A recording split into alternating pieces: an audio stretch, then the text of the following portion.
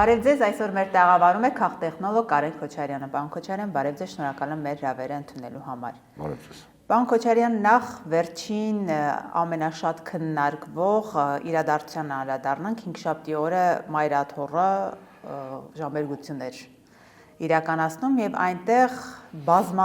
բազմահազար ոստիկանական ուժեր էին։ Իշխանությունը պնդում է, որ ձախողել է ընդդիմությունը, բայց իրականում ով է ձախողել Նիկոլ Փաշինյանի ծրագիրը մտածած այդ օրվա հետ կապված եւ այն 10 եպիսկոպոսների հայտարարությունը, նրանց արդյունքները ինչ ցույց տվեց մեզ, ով տապալվեց այդ օրը։ Այդ օրը մեզ ցույց չտվեց, ընդդիմությանը առաջին հերթին ցույց տվեց, որ եթե իրենք միասնական են լինում, իշխանությունը ոչ մի բան չի կարողանում անի, այդ թվում այդքան ուժային ռեսուրսով, այդքան ավտոբուսներով բերված, այդ թվում օրինակ, չգիտեմ, ասում են գրեցին օպերայի փոխտնօրեն, չգիտեմ, քաղաքապետեր SNN-են, փորձը ցույց տվեց, որ երբ ընդդիմությունը միասնական է լինում, պայքարում է ոչ թե իրար դեմ, այլ իշխանության դեմ, ստացվում է։ Ասում են դա իշխանության համար փորձարկում էր կամ փորձ էր մեծ ճակատամարտից, այսպես ասած, առաջ եւ տեղեկություններ կա, որ նաեւ միջև տարեվերջ հնարավոր է Փաշինյանը էլի Մայրաթոռ գնա։ Ինչ կունենանք այս պարագայում, ընդդիմությունը այդ զգոնությունն է, այդ որ ասում եք, ինքը ցույց տվեց ընդդիմությունը, որ կազմակերպված է։ Ընդդիմությունը այս պարագայում կկարողանա կրկին այդ ծրագրի դեմ կանգնել։ Չեմ կարող ասել, եթե միասնական լինի, կարծում եմ կկարողանա, չեմ բացառում իհարկե, որ իշխանությունը կփորձի գնալ Մայրաթոռ, այդ թվում եթե գնա անձամբ Նիկոլ Փաշինյանը, պարզ է, որ կփակեն ընդհանրապես մուտքը եւ ոչ ոքի չեն թողի, որ մտնեն Մայրաթոռի բակ, ենթադրում եմ դա, բայց բազմից ենք ասել, որ անկախ նրանից կբռնեն, կհանեն վեհարանից, կմտնեն իրենք Մայրաթոռ չեն մտնի, եթե վեհապարը ինքը իր կամքով հրաժարական չտա, որտեղ էլ որ նա լինի, նա մնալու է կաթողիկոս։ Նույնիսկ խոսում են կալանավորման մասին, այդ դեպքում եւս։ Ես դա էլ ֆիքսեցի, որտեղ էլ որ լինի։ Ասեցիք չեն թողնի, այսինքն ընդդիմությունը ամեն դեպքում հնարավորություն կունենա իր, այսպես ասած, ծրագիրը իրականացնելու, թեկուզ եթե չթողնեն, օրինակ, տաճարի։ Տեսեք, ամեն ինչ բոլոր սադրանքների գնում է իշխանությունը, որպեսզի լինի բախում, որպեսզի դրանից հետո բնականաբար կալանավորվեն, այդ թվում նաև ընդդիմադիր գործիչներ, որից հետո բնականաբար ինչ-որ գործողություններ կլինեն արդեն կապված ապագա ընտրությունների հետ։ Ենթադրում եմ, որովհետև այդ սադրանքն էլ այս դեպքում իրականացնեն, որպեսզի քաղաքական առումով այլ նպատակներ իրականացնեն։ Իհարկե, մի վայրկյան չեմ կասկածում։ Իդեպ կալանավոր ձերբակալումների Գիտեք, վերջին այդ բանը շատ ծիծաղելի բանը, որ իբր ԱԱՑ-ն տվել էր այդ թուղթը կապված Եզրաստ Սրբազանի հետ, հասկանալի է, որ դա այն մարդկանց վրա է, ովքեր ընդհանրապես տեղյակ չեն, որ օրինակ 86 թվականին, երբ Հայաստանը դեռ Խորհրդային Միության Հանրապետություն էր, որևէ գրագրություն պետական առավել եւս ուժային կառույցներում հայերեն չեն արվում, այսինքն այս մարդիկ անգամ չէին մտածել խորհրդակցեն ինչ-որ մեկի հետ, կամ հաշվի առնելով վերջին երկու դեպքերը, մեկը Արշակ Սրբազանի հայտնի այդ պլանի գործը, որը շատ ծիծաղելի է, եւ այս բանը, ինչ որ մեկը որոշել է իշխանություններին, այսպես ասած, պատստավանի։ Չգիտեմ ով եւ ոնց։ Բայց երբ սկսում եք կրկնվել նման անհետ բաները, հա, տեսեք պլանի գործը ինքը ինչ է, սովորաբար բոլորը գիտեն դեռ Խորհրդային Միությունից, երբ ուժայինները որևէ այլ բան չեն կարողանում սարքել, հա, կարել, հա, գրպանը պլան էին գցում, հիմա այսպես ասած Արշակ Սրբազանի վրա այդ պլանը իհարկե ասում են, որ ինքն է գցել, բայց հասկանալի է, որ այդ պլանի գործով ինչ-որ երբ որ մի բան է կարվում, ինքը ի սկզբանե արդեն 50 տարի է բոլորը գիտեն, որ դա կարովի գործ է, հա։ Հաշվի առնելով, որ կուսակցական լրատվամիջոցին է տրվել այդ, այսպես ասած, ԱԱԾ-ի փաստաթուղթը, դուք կարծում եք, որ հնարավոր է, որ նույնիսկ ԱԱԾ-ն տված չլինի դա։ Ես չգիտեմ, ես չեմ ուզում հիմա ենթադրություններ անել, ես կարող եմ փաստել մի բան։ Խորհրդային Միությունում չի եղել հայալեզու փաստաթուղթ։ Դա ապացուցեցին նաև, հա, այն փաստաթղթերը, որոնք պաշտոնապես հրապարակվել էին Լատվիայում, Լիտվայում լուստրացիայի հետևանքով, հա, եթե իսկ ով ապրել է Խորհրդային Միությունում, շատ լավ գիտի ինչպես էին վերաբերվում ռուսերեն լեզվին Մերձբալթյան հանրապետություններում, օրինակ ես ժամանակ ուսանող էի, հա, Կաունաս քաղաքում, երբ ռուսերեն խոսում էի, չէին պատասխանում ընդհանրապես, հա, եւ ինչ որ մի բան էիր ուզում հարցնել, տուրիստ էիր, մենք ստիպված հայերեն հարցնում էինք, որ իրենք ինչ որ ռեակցիա տան, հետո նոր ռուսերեն հարցնելուց հետո պատասխանում էին։ Ու եթե Լիտվայում ու Լատվիայում, որտեղ այն նման կերպ էին վերաբերվում ռուսերեն լեզվին, այնտեղ փաստաթղթերը ռուսերեն են եղել, ապա Հայաստանում, որտեղ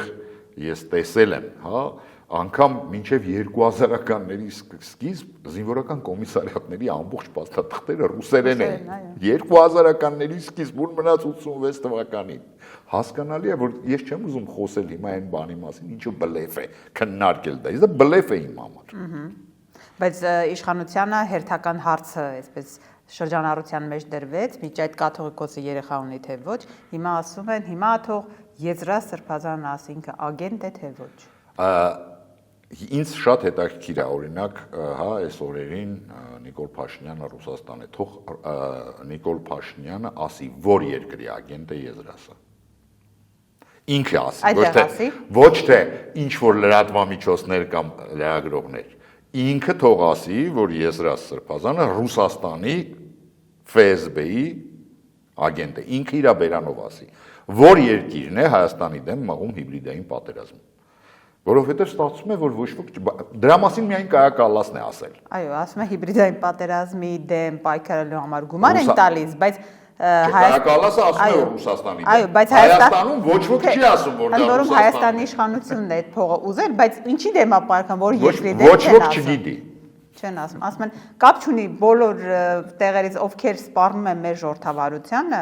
ժողովրդավարությունը Հայաստանում տապալում են այդ դրա համար։ Ես սպասում եմ, երբ պետք է բարձրաձայնեն, որ դա Ռուսաստանն է։ Անհամբեր սպասում եմ, երբ պետք է բարձրաձայնեն մեր պաշտոնական անձինք, պաշտոնատար անձինք, օրինակ Նիկոլ Փաշինյանը, Արարատ Միրզոյանը, չգիտեմ, ով կա էլի այնտեղ, փոխվարչապետները։ Այսինքն ուզում եք ասեք պաշտոնական մակարդակով դա հաստատվի։ Այո, թող հաստատեն։ Հա, թող հաստատեն Կայա Կալասի ասածը։ Կայա Կալասը պաշտոնական մակարդակով ասել է, ինչի համար է այդ փողը տրամադրվում։ Թող ես ուզում եմ հայ իշխանավորներից, պաշտոնական անձանցից լսել, որ Ռուսաստանը Հայաստանի դեմ հիբրիդային պատերազմ է վարում։ Այսքանը։ Նույն գործակալի հետ կապված Փաշինյանը, բայց այստեղ Հայաստանում ասում է, որ օտարերկրյա լեյտենանտներին չպետք է լսեն, գործակալներ կան, բայց այնտեղ եք կարծում, որ պետք է ասի, այսինքն Ռուսաստանում Չէ, կարող է այստեղ էլ ասել, անպայման չի, հիմա Պետերբուրգում Պակի գործակալ է եղել, ո՞նց ասեն։ Չէ, թող Պակի գործակալը Պակը գոյություն չունի։ Դա եղել է Խորհրդային Միության հատուկ ծառայություն, վաղուց գոյություն չունի Պակ։ Թող ասի, որ այո, Պակը փոխանցել է իրեն ռուսական ՖՍԲ-ին, հիմա ինքը ռուսական ՖՍԲ-ի գործակալ է։ Կասեն։ Հետո տեսնենք ինչ կլինի։ Կասեն թե ոչ, ինձ դա հետաքրքիր։ Արդյոք անմիջապես հաջորդ օրը մայրաթորի այդ իրադարձություններից հետո այս փաստաթուղթը հրապարակելը կամ այս ամեն ինչը կազմակերպելը նպատակ ուներ ստվերել։ Իհարկե նպատակ ուներ, բայց ավելի ծիծաղելի դարձավ այդ ամեն ինչը, քան ստվերեց։ Պարզ է, ինչ որ մարդիկ հավատացին, բայց ես կարծում եմ կան մարդիկ, որոնք այսպես ասած այն շատ պինդ էլեկտորատն են Նիկոլ Փաշինյանի, որ Նիկոլ Փաշինյանը հիմա տանի իրենց սպիտակ մածունը ցույց տա ու ասի սև են, իրենք կասեն այո, մածունը սև է։ Այդ մարդիկ են։ Ես այդտեղ որևիցե, բայց ընդհանուր լայն զանգվածների մոտ դա ավելի շատ ծիծաղ է առաջացնում։ Չեք կարծում, որ այդ կոմպրոմատների պատերազմը արդեն իսկ կուլմինացիային է հասնում եւ առջևում գուցե կաթողիկոսի հետ կապված էլ իրենք այդպիսի փաստաթղթեր հրապարակեն։ Ինչի եմ սա ասում, որովհետեւ այն եպիսկոպոսներից մեկը, որը միացել է Փաշինյանին, Գևորգ Սրբազանը, հայտարարել էր, որ իրենց փաստաթղթեր են տրամադրվել, որ կաթողիկոսը գործակալ է։ Դե կարող է այս փաստաթուղթներ։ Չէ, կաթողիկոսը։ Հենց կաթողիկ։ Դե ենթադրում եմ, որ չեմ բացառում ես ոչ մի բան։ Դե եթե sense փաստաթուղթ կա, նենց էլ կլինի, դա պրոբլեմ չի այդ փաստաթուղթը սարքելը։ Ուզում եմ ասեմ, այդ ճշտումները ինչ 40 տարվա փաստաթուղթը նենց սպիտակ էր, երևի չեն պատկերացնում մարդիկ, որ թուղթը դեղնելու, հնանալու հատկություն ունի, հա, եթե դա 86 թվի փաստաթուղթ էր, ինքը չէր կարող նենց սպիտակ լինել։ Ճնշումները ի վերջո ուր կտանեն կաթողիկոսի, սրբազանների։ Լավ տեղ չեն տանի ամեն դեպքում, սա արդեն անկախ ամեն ինչից։ Անկախ ամեն ինչից դա թույլատնում է ամեն ինչը, թույլատնում է հասարակության իմունիտետը, պետության իմունիտետը, ընդհանրապես ցանկացած, հա, պառակտում, անկախ նրանից դա որտեղ է դա հայ առաքելական եկեղեցու հետ կապված է, թե հասարակության մեջ սև սպիտակների բաժանել է, նախկին ներկանելի, դա ողնաշարը կոտրում է պետության եւ հասարակության։ Պարոն Քոչարյան, տեսեք, մենք մշտապես խոսում ենք այս թեմաների հետ կապված եկեղեցու կառույցի կազմաքանդման Փաշինյանի նպատակների մասին, բայց դրան զուգահեռ մենք տեսնում ենք, որ մեր աչքի առաջ նաև իրավապահ համակարգը, մասնավորապես ուժային կառույցներից ԱԱԾ-ն դառնում է Նիկոլ Փաշինյանի ձեռքի գործիքը։ Տեսեք, ԱԱԾ-ի միջոցով վեհափառի անունն է զեղչվում, պարտադրում են ԱԱԾ-ականները քահանաներին զեղչել։ ԱԱԾ-ի միջոցով նման փաստաթղթեր են, ԱԱԾ-ի անունից գուցե այդպես ճիշտ ձևակերպեմ, այսպիսի գաղտնազերծված թղթեր են, փաստաթղթեր կամ ինչ ասեմ, հանրությանը ներկայացվում։ Հիշենք ավելի վաղ Փաշինյանը ԱԱԾ-ով սատանաների որոշ շրջանակների կապներ ուզում բացահայտել։ Այսինքն ԱԱԾ-ն նաև որպես այդպիսին կառույց իր հեղինակությունը այս ամեն ինչից հետո այնտեղ ի վերջո սպաներ կան։ Ինչ է կատարվելու, երբ թե Նիկոլ Փաշինյան իշխանությունից հեռանա։ Այդ կառույցը կամ մնա թեկուզ, այդ կառույցը ինչի է վերածվելու։ Ես հույս ունեմ, որ ցանկացած կառույց, անկախ նրանից դա ինչ կառույց է, դա անվտանգային կառույց է, տնտեսական կառույց է, կրթական կառույց է, ցանկացած կառույց դա պետության կառույցներն են, անկախ նրանից ով է իշխանության եւ իրենց պետք է փայփայել ամեն դեպքում, որովհետեւ դրանից է կախված մեր բոլորիս, Հայաստանի Հանրապետության բոլոր քաղաքացիների առօրյա կյանքը, բոլոր ոլորտներ։ Դրա համար պետք է ամեն ինչ անել, որ անգամ եթե ինչ որ առումով, հա, ինչպես ես ասեցի, ողնաշարակո ջարդվում բան, բայց դա վերականգնվի։ Չի կարելի իրանց ջնջել, չի կարելի ստորացնել, չի կարելի անկախ նրանից դրանք ինչ որ իշխանության օրոք են եւ ինչ են լինելու, որովհետեւ դրանք առաջին հերթին մեր պետության, հա, կառույցներն են, որոնք ապահովում են կենսագործունեությունը մեր բոլոր քաղաքացիների։ Սպասենք, որ առաջիկայում էլի նույն մեթոդներով ԱԱԾ-ի միջոցով արդեն քաղաքական, այսպես հաշվի հարդար ասեմ, կոմպրոմատներ ասեմ, քանի որ նախընտրական շրջան ենք սկսում, ԱԱԾ-ն այս առումով ինչ դեր է ունենալու։ Չեմ կարող ասել, բայց Նիկոլ Փաշինյանից ես ամեն ինչ եմ սպասում։ Հանուն իր աթոռի պահպանության։ Այո, հանուն իր իշխանության ամեն ինչ սպասում եմ։ հա չգիտեմ ինչքանով դա պրոֆեսիոնալ կանեն, գոնե մինչև այս պահը կապ չունի հասել են իրենց նպատակին, թե չեն հասել, դա արվում է կացնային մեթոդներով, ոչ պրոֆեսիոնալ, ոչ բան։ Հիմա դա ես չեմ բացառում, որ ինչ որ մարդիկ նաև, հա, այսպես ասած, պատստավ կհենան Նիկոլ Փաշինյանին։ Բայց ասել, որ չի անի, կանի, ամեն ինչի պատրաստ է։ Երկրորդ անգամ եք կրկնում այդ պատստավ կանելու միտքը, այսինքն ովքեր երկրի ներսում, դրսում։ Չեմ կարող ասել։ Ես չգիտեմ, ով է տալի իրեն այդ ինֆորմացիան։ Որ ինֆորմացիա նկատի ունեք։ Նույնը թուղթը ով է տալիս իրեն։ Ինքն է ասել սարքեք այդ թուղթը։ Դժվար։ Չգիտեմ, կարող է եւ ինքն է ասել։ Տրամաբանությունը հուշում է։ Բայց ամեն դեպքում, եթե անգամ մարդիկ չեն ասում, որ sense բան չի կարելի, որովհետեւ սա, այն որ ասում է, չնայած ասում են գողի ու հայտնի բանինը 40 օր է, այսի 40 ժամ էլ չի տևելու, էլի, ընդամենը շատ արագ տրաքելու է այդ փուչիկը։ Եթե անգամ չեն ասում դա էլ է պատստավ կա։ Տրամաբանությունը հուշում է, որ այս նախընտրական շրջանում, այո, եկեղեցու դեմ պայքարներ իր օգտին չի աշխատելու։ Իհարկե իր օգտին չի աշխատելու։ Դա եւս անհասկանալի է կամ ձեր ասած այդ տրամաբանության մեջ է, որ փորձում են իրեն այսպես իր ոտքի տակ այսպես փորելով կամ չգիտեմ, ինչի։ Չեմ կարող ասել։ Այն որ ներսում կա պայքար, որովհետև արդեն կարծեք թե կիսելու բան ունեն։ Դա պարզ երևում է նաև այն ինֆորմացիաներից,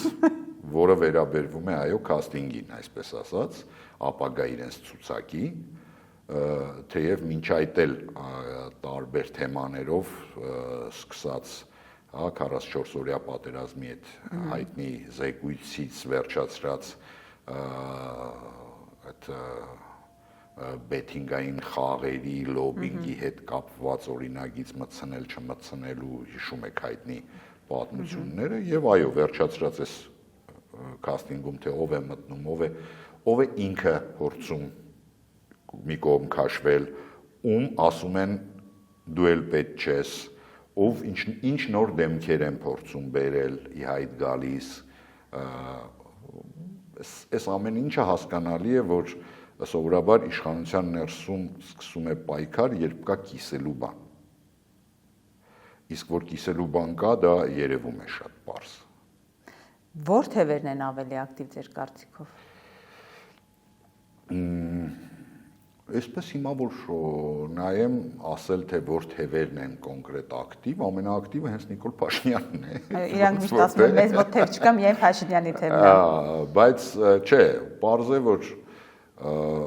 կարծեք թե այս ժամանակահատվածում Ալեն Սիմոնյանի այս թևը, ինչպես ասում են, հա, ոնց որ թե բավականին այսպես բանի վրա է, հա, ալիքի վրա է, ոնց որ թե կարողանում է օրինակ Հայկ Սարգսյանին հաղթել եւ դուրս մղել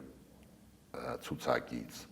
Ռուբեն Ռուբինյանն է ակտիվ ոնց որ թե ազգային ժողովնախագահ գուցե ուզում դառնալ միգուցե բայց այդ դեպքում մենք կտեսնենք Ալեն Սիմոնյան Ռուբեն Ռուբինյան նոր ինչ որ բան եթե ուզում է ազգային ժողովի նախագահ դառնալ համենայն դեպս մյուս փոխնախագահան եւս դուրս է մնացել կաստինգից խոսքը Հակոբ Արշակյանի մասին է բայց նա ասաց որ ինքն է ինքնական հրաժարվել չեմ հավատում ես որ ինքն է որ Խաչատուր Սուքիասյանն է ինքնական հրաժարվել դա ես հավատում եմ Ավելին վստահ եմ, որ ինքնակամ է հրաժարվել։ Բայց դա չի խանգարում, որ իշխանության յուղոտ պատառները բիզնեսի առումով բաժին հասնի հենց նրան, Խաչատուր Սուքիասյանին, նույն նավթի հետ կապված, բենզինի հետ կապված։ Դե դրա համար եմ ասում, որ ինքը ունի այդ, հա, քաշը, որ ինքը հրաժարվի։ Հակոբ Արշակյանը այդ ֆիգուրը չի էլի, որ ինքը հրաժարվի։ Բայց մնում է ընդհանրապես սպասել որոշակի շրջանում եւ իրենք հետարքիր պրայմերիզներ են ուզում անեն, վարչության պետք է ընտրեն այդ ամեն ինչը, ամեն դեպքում այդ մասին են խոսում, բայց ձեր կարծիքով Փաշինյանը ինչ չափորոշիչով, ով ով կմնա նրա կողքին, ում կբերի նախորդարան, այսինքն այս հարցերը այս փուլում քննարկելով ընդհանուրի հետ, իրականում ինքը իր մտքում ինչ ունի։ Կարծում եմ ինքը իր մտքում մի բան ունի, մնալ իշխանության։ Մնացած ամեն ինչը ածանցյալ են։ Հիմա ինքը զուտ պարզ է իշխանության մնալը մենակ այն չի, որ մենք տեսնում ենք, հա, այս բեմի վրայի հատվածը չի, կուլիսներում շատ բաներ կան, այդ թվում նաև ոչ ներքին խնդիրներ, այլ նաև արտաքին, հա, խաղերի հետ կապված։ Դա պարզ է, դա բոլորս ենք հասկանում, բայց այն ինչ որ երևացող հատվածն է, ես այն ինչ որ հիմա արվում է, կարծում եմ փորձում է ոսկե մեջինը գտնել, պահելով ինչ որ մարդկանց, բայց ինչ որ առումով նաև update անելով դեմքերը։ Այդ հնի ու նորի իր հատվածի հնի ու նորի միքս է փորձում ստանալ։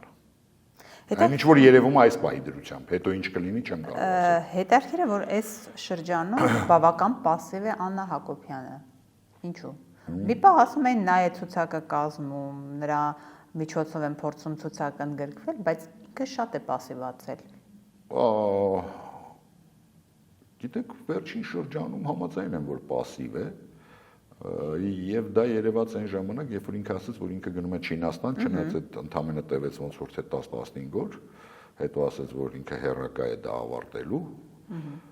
բայց այդ ժամանակ արդեն պարզ էր, որ ինքը փորձում է հեռու մնալ, հեռու պահել իր անձը, այսպես ասեմ, հա, մեդիա հետաքրքրվածությունից։ Ինչու չեմ կարող ասել։ Շատերն ասում են, որ անտի-ռեյտինգը նրա ավելի բարձր է եւ կարող է խանգարել։ Դա այնպես չի, որ Նիկոլ Փաշինյանի անտի-ռեյտինգն այնքան ցածր է։ Բայց նրա համեմատ ասում են Աննա Հակոբյանն ավելի բարձր է։ Գուցե չգիտեմ, ես այն ինչ որ չգիտեմ, ես փորձում եմ դրա մասին չխոսել։ Լավ, պարոն Քոչարյան, մենք խոսում ենք շատ իշխանությունը ինչ է անում, ինչ է պլանավորում, իր քայլերը ընդդիմության տեսանկյունից մոտենանք հարցին, ընդդիմության դաշտում ինչ է կատարվում։ Ով ում հետ է, ով ինչ է ուզում անել։ Ընդդիմության դաշտում կարծում եմ այն գոնե 2-3 ուժերը, որ նոր ընդ որում դեռ ոչ ոք չի հայտարարել քաղաքական քայլերի մասին, բոլորը կարծեք թե այսպես ասած հասարակական հիմունքներով են մտել դաշտ, թեև պարզ է որ մտել են քաղաքական դաշտ, խոսքը Մերձեովի մասին է, խոսքը միասնության թևերի մասին է, կարծեք թե ինչ որ նոր, էլի ինչ որ երիտասարդական ես բաներ եմ զգում, շարժումներ եմ զգում, շատ հետաքրքիր իմիջայլոց, եւ նժարն է շատ հետաքրքիր, այսպես ասած, էլի հասարակական բաներով հանդես գալիս, ընդ որում շատ տարբեր, հա, թևեր են, կարծեք թե նժարը լրիվ պրո արևմտյան է, հակառուսական, Մերձեովը հակառակ, ինչ որ վևեռում է, բայց բոլորն էլ հակաիշխանական են, դա պարզ է, այսինքն բոլորը նոր իրենց բաներն են ներկայացնում, կոնցեպտներն են ներկայացնում, թե ինչպես են իրենք հանդես գալու մոտակա կես տարում քաղաքական դաշտում։ Այս առումով իհարկե այս ֆոնի վրա բավականին պասիվ են ավանդական քաղաքական ուժերը, այդ թվում նաև խորհրդարանական ուժերը։ Ժամանակը ցույց կտա ինչ են ուզում անել։ Ես կարծում եմ այնուամենայնիվ նրանք չեն միավորվելու մեկ ուժի ներքո, այսինքն մեկ դաշինքով չեն հանդես գալու, ավելին բավականին շատ են լինելու մասնակիցները, խնդիրը նրանում է, որպեսզի ցանկացած ընդդիմադիր ուժ, որը որ իրոք ընդդիմադիր է եւ իրոք փոփոխություն է ուզում, ընտրություններից առաջ արդեն ճիշտ հաշվարկի իր ուժերը, որովհետեւ եթե գնա առանձին եւ չհավաքի հա այդ անհրաժեշտ տոկոսները 4 կամ 8%-ը իշխանության օգտին է դա լինել, դա լինելու է փոշիացում այդ թվում իշխանության օգտին։ Այստեղ շատ կարևոր է դա, Այսինքն նրանք կարող են էլի չմիավորվել, բայց կարող են ընդհանրապես չմասնակցել, չփոշիացնելու համար։ Կամ միավորվեն ինչ-որ մի ուժի ներքո, որը որ հնարավոր է։ Ես ինքս որպես մարտավարություն, հա, կողմ եմ, որ չգնան բոլորը նույն բանով։ Ընդհակառակ, թող գնան շատ տարբեր թևերով, նու շատ չէ։ Հա, այսպես ասած, ռացիոնալ օպտիմալ քանակի թևերով։ Դա կլինեն երևի մի 5-6 թև։ Տեսակետքը, որ հենց երրորդ ուժը, երրորդ բևեռն է ճիշտ ձևավորել պետք։ Այսինքն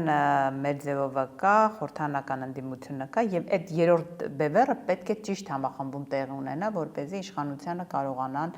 այսպես այդ միավորմամբ հաղթել։ Այս առումով ինչ է կարծում, արդյոք կստացվի ինչ-որ մի բան եւ դա ճիշտ տարբերակ իշխանությանը հաղթելու։ Գիտեք, ցանկացած տարբերակ կարող է լինել եւ այստեղ խնդիրն է նրանում չի, թե միտքը որն է, լինի թե չլինի երրորդ ուժ։ Թող լինի եւ դա նորմալ է, բայց եթե պետք է լինի հետո փոշիացնի, չկարողանան դա անել։ Դա վատ է։ Եթե պետք է լինի եւ իրենք պետք է անցնեն ու հետո միավորվելով արդեն հաղթեն իշխանությունը, դա ճիշտ է։ Այստեղ խնդիրը նրանում է, որ ես նորից ասեցի, ճիշտ հաշվարկեն իրենց ուժերը, ոչ թե հիմա,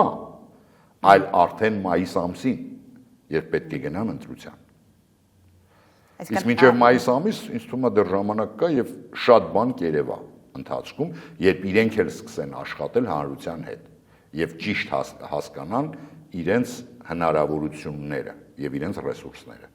Հետընտրական զարգացումներն եք ավելի շատ կարևորում այս առումով, որ ճիշտ համագործակցություն լինի, թե նախընտրական, որ իրար եւ Ես կարծում եմ, որ նորից եմ ասում, ընդդիմությունը արդեն ցույց տվեց մի անգամ, ինչ է նշանակում, երբ դու կոորդինացնում ես։ Չի նշանակում, չէ՞, որ այնտեղ բոլորը նույն տեղից էին կառավարվում։ Գյումրի նկատի ունեք։ Չէ, ես նկատի ունեմ Էջմիածին եմ, Այրաթորը։ Չէ, Գյումրին դուք նկատի ունեք ընտրությունները, Գյումրին էլ։ Գյումրին որպես քաղաքական process, Այրաթորը որպես ածանցյալ քաղաքական process, բայց ամեն դեպքում խնդիրը նրանում է, երբ դու ճիշտ ես գնում, դու կարողանում ես հաղթել։ Երբ դու ճիշտ կոորդինացնում ես, երբ չես հարվածում միմյանց։ Եվ կա մի գլխավոր նպատակ, որի համար բոլորը միավորվում են։ Եվ կա մի նպատակ, այո։ Եվ չկա ամբիցիաներ։ Այ այդ ամենացավոտն է Հայաստանի պայմաններում չունենալ, լինել քաղաքական դաշտում ու չունենալ ամբիցիա, այդ երևի թե քչերին է տրված, շատ քչերին է տրված, որովհետև չգիտես ինչու, ես արդեն 30 տարի է, հա, ճիշտ է, քաղաքական դաշտում որպես այդպեսին երբեք չեմ եղել, որևէ կուսակցության անդամ չեմ եղել, ոչ Խորհրդային Միությունում, ոչ անկախ Հայաստանում, բայց բնական է շատ խորը գիտեմ այդ ամեն ինչը, բոլորը ընտրություններից առաջ քեզ համոզում են, որ ես ինչ եմ անելու, հեսա նայի, հետո անգամ աշկերիդ մեջ նայելով չեն ասում, չեն փորձում բացատրել, հա, բա որ ասում էիր դու իրենց դա հնարավոր չի, բա ոնց եղավ, չէ, բան այդ հիմա շատ հայտնի բառ կա, չէ, կրուտիտ, հետո կրուտիտները գտնում են միշտ։ Հենց դրա համար իրենց սխալները չեն ընդունում, դրա համար միշտ այդ վատ բան է, այդ երբ որ չեն ընդունում, չեն վերլուծում, ինչու էսպես եղավ, հա, չէ որ այնպես չի, որ չի ասվում իրենց, որ դա հնարավոր չէ, երբ որ դու ասում ես, ես ունեմ այսքան ձայն, ինչի վրա ես հիմնվում, որ դու ունես, եթե դա քո պատվիրատուոց հարցումն է, եղբայր քեզ խաբում են, եթե դա քո շրջապատի քո ընկալումն է, դա ընդհանրապես քո շրջապատի քո ընկալումն է, այո, քեզ բոլորը գովում են քո շրջապատում, անգամ եթե այդ նույն բոլորը գնում են քեզ ձայն են տալի, դա բավարար չի, որ դու հավաքես այսքան տոկոս, ինչի մասին դու հիմա խոսում ես, որովհետև քո շրջապատի 100%-ը քեզ է ձայն տալի, բայց դա ընդհանրապես քո շրջապատն է, տեսեք, մենք միշտ միջև Նիկոլ Փաշինյան դասական ընդդիմադիր քաղաքական շարժումներ էինք տեսնում, բայց Նիկոլ Փաշինյանի հետ արդյոք ընդդիմությունը հասկացել է, որ պայքարի տեխնոլոգիաները լրիվ այլ բան է ենթադրվում։ Դա Նիկոլ Փաշինյանից չի կախված։ Ես ասեմ, տեսեք, 18 թվականից հետո, երբ Նիկոլ Փաշինյանը եկավ իշխանության, իսկ նախկին իշխանությունները դարձան ընդդիմություն, իրականության զգացումը չփոխվեց իրանց մոտ։ Այսինքն Նիկոլ Փաշինյանը որպես վարչապետ ինքը մնացել է ընդդիմադիր, լրագրող, լավագույն դեպքում ընդդիմադիր падգամավոր, իշխանությունները, որոնք հիմա ընդդիմություն են, մնացել են իշխանություն, այսինքն տեսեք, իրենք սովորաբար իշխանությունը իր գործողություններում, քաղաքական գործողություններում ամեն ինչ փորձում է հաշվարկի։ Այսինքն ռիսկը տանում է զրոյականի փաստացի։ Այսօրվա իսկ ընդդիմությունը միշտ ավելի ռիսկային է, չի հաշվարկում շատ բաներ, ավելի են էնտուզիազմի, էմոցիաների, պահի տակ է գործում։ Այսօրվա մեր ընդդիմությունը գործում է որպես իշխանություն, ինքը մինչև վերջ չհաշվարկի, իսկ սա ինչ ռիսկեր կարա պարունակի, ինքը չի գնում որևէ գործողություն։ Դրա համար եմ ասում, Նիկոլ Փաշինյանին ընդդիմադիր լինելը պահանջում են նաև այլ մոտեցում։ Իհարկե պահանջում են նաև այլ մոտեցում։ Հասկացել են, մենք որովհետև տեսնում ենք այս 7-8 տարվա մեջ տարբեր ընդդիմադիր շարժումներ, որոնք չեն հաջողել ամեն դեպքում։ Հիմա հասկացել են, ինչի չեն հաջողել։ Չգիտեմ, ես այդպես չի որ տենց այդ հարցը տվել եմ ինձ կամ իրենց։ Կստати լավ հարցեր շատ, այդ կարելի է մի հատ վերլուծել, հասկացել են թե չէ։ Որովհետև հաջորդ ինչ որ արդյունքը կախված է դրանից։ Չէ, երկար ժամանակ չէի, կարող եմ ասել, որ մինչև անցյալ տարի հաստատ չէին հասկացել։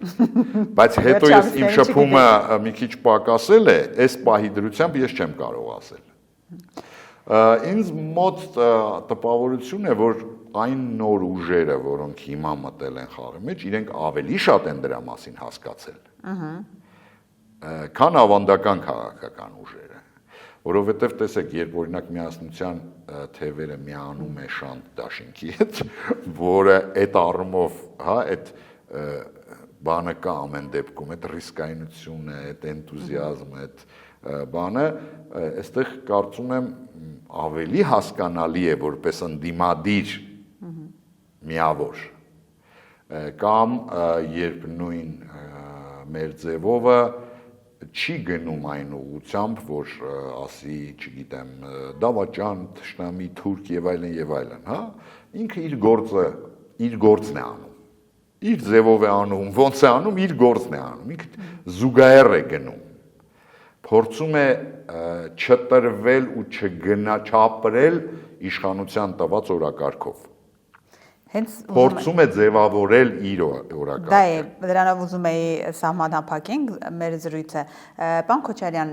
այս ընտրությունը ինչի մասին է լինել, այսինքն որ օրակարգը, որ գաղափարը կաշխատի, որովհետև մենք տեսանք Արցախի հետ կապված նախկին շրջանում, Արցախի խաղաղության Նիկոլ Փաշինյանը ինչպես նշում է, այդ գաղափարները կարծես թե այդքան հասարակությանը հետաքրքիր չեն դարձել կամ չեն դառնում։ Ինչ օրակարգ պիտի ունենա ընդդիմությունը։ Իմ կարծիքով, բայց իմ կարծիքը էական չի, ես հիմա կասեմ իմ կարծիքը ու խորհուրդ կտամ ինչ անեն քաղաքական ուժերը։ Իմ կարծիքով երկու օրակարգ է լինելու։ Հա, անվտանգություն եւ սոցիալ-տնտեսական կենցաղային խնդիրներ։ Դա իմ կարծիքն է։ Ես չունեմ տենց լայն, լուրջ սոցիալական ուսումնասիրություն։ Պարզապես շփվելով տարբեր խավերի հետ, տարբեր տեղերում, թե Երևանում, թե մարզերում, ստացել եմ այդ տպավորությունը։ Բայց քանի որ ես քաղաքական գործիչ չեմ փորձելու մասնակցեմ, ես հիմա չեմ գնալու ընկնեմ, ես իսկ քաղաքական գործիչները, հատկապես ընտրությունների գնացող, պարզ է, որ պետք է առավելագույնս փորձեն շփվեն հասարակության հետ, այսինքն ապագա իրենց ընտրողների հետ։ Ես առաջարկում եմ, որ այս 6 ամիսների ընթացքում, իհարկե դա շատ ավելի շուտ պետք է սկսեն, եթե չեն սկսել վատ է, եթե սկսել են շատ լավ է, փորձեն այդ անմիջական շփումների ժամանակ մարդկանցից շատ ուղիղ հարցնեն, իսկ ինչն է իրենց հետաքրքրում ու հավաքեն, այսպես ասած, գույքագրեն։ Գույքագրեն, այսինքն դա առավելագույն հստակ սոցիոլոգիական հարցում է լինելու իրենց համար, ստանան պատասխանները ու այդ պատասխանների վրա կառուցեն արդեն իրենց ծրագրերը։ Այլապես կստացվի Նիկոլ Փաշինյանի օրակարգը մի կողմ ինքը խաղաղության աղավնի, խաղաղություն է բերում, մյուս կողմից պատերազմի հրձիքներն են։ Ну, это էլ է իհարկե Որովհետև դա իշխանության օրակարգն է։ Այդ իր իշխանության օրակարգն է, որը իրենք փորձում են փաթաթեն բոլորի վզին, եթե չլինի այո նոր մտքեր չլինեն, այդ օրակարգով էլ այո բոլորը կգնան ընտրության։ Շնորհակալ եմ։ Ես էլ